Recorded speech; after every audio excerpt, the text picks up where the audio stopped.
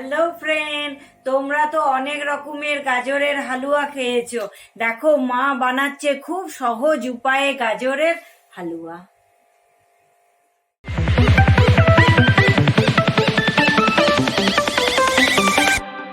All my friends are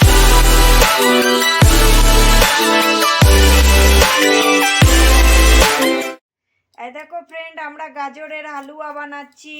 মা এই মেশিনের সাহায্যে দেখো গাজরটাকে এমনি করে নিচ্ছে। এরকম 3-4টে গাজরকে মা একসাথে করছে একটা একটা করে। এই যে কড়াইয়ে তেলটা দিচ্ছে, ঘি দিচ্ছে।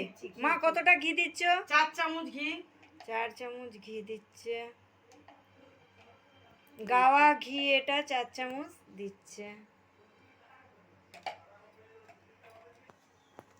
ঘিটা দেখো আমাদের গরম হয়ে গেছে। এবার ওই একদম ঝিরিঝিরি করে কুচনো গাজরগুলো ওর মধ্যে দিয়ে দিচ্ছে।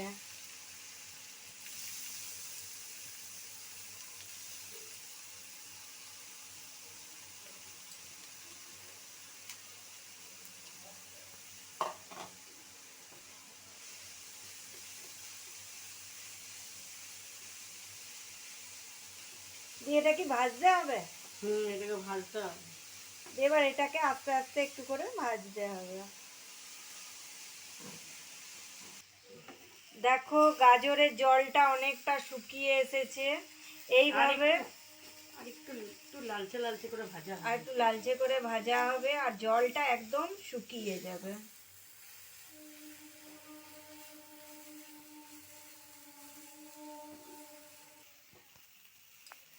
দেখো আমাদের গাজরগুলো ভাজা হয়ে গেছে। এমনি ভাবে ভাজা হবে। হয়ে গেছে, ভাজা হয়ে গেছে, একদম ভাজা হয়ে গেছে। এবার আমরা গ্যাসটা অফ করে দিলাম। দেখো আমরা 500 দুধ নিয়েছি, ফুটিয়ে ফুটিয়ে একটু গাঢ় করেছি। ওর মধ্যে 2টো তেজপাতা মা দিয়ে দিল। আর একটু গরম জল করেছে 1/2 কাপের মতো। এর মধ্যে আমুল দুধ দিয়ে গুলতে হবে। ক চামচ আমুল দুধ দিচ্ছ মা? ভর্তি করে 2 চামচ দিচ্ছি। 2 চামচের মতো আমুল দুধ দিচ্ছে। দিয়ে এটা ভালো করে গুলে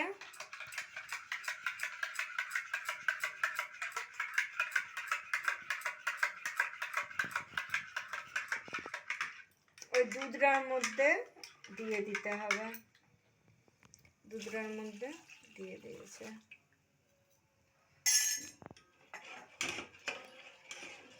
এবারে দুধটা একটু ফুটুক। দুধটা ফুটছে। এবারে মা কতটা চিনি দিচ্ছ? 50 গ্রামের মতো ওর মধ্যে চিনি দিয়ে দিচ্ছে। চিনি দিয়ে আর একটু ফুটুক। চিনিটা নেড়ে তারপরে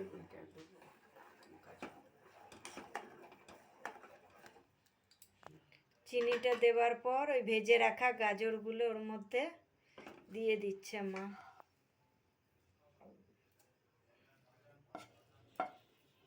গাজরগুলো দেখবেন একটু ভালো করে ভেজে নেবেন, যাতে জলটা না থাকে। জলটা যাতে না থাকে, একদম জলটা যেন শুকিয়ে যায়। যারা গাওয়া ঘি খান না তারা সাদা তেল দিয়েও কিন্তু এটা ভাজতে পারেন। যে এবার এমনি করে এটা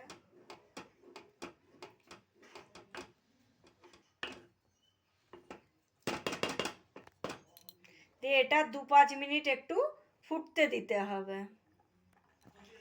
দেখো একদম টকবক করে ফুটছে, যে শুকিয়ে এসছে দুধটা। এবার উপর থেকে কাজু বাদাম দিয়ে দিল।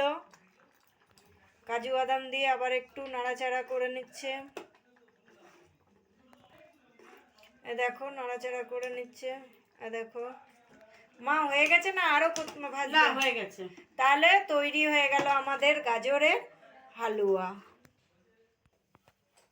তৈরি আমাদের গাজরের হালুয়া। তোমাদের যদি আমাদের রান্নাগুলো ভালো লাগে তাহলে একটা লাইক, কমেন্ট আর আমার চ্যানেলটাকে সাবস্ক্রাইব করবে। তাহলে দেখা হচ্ছে আবার একটা নতুন ভিডিওয়।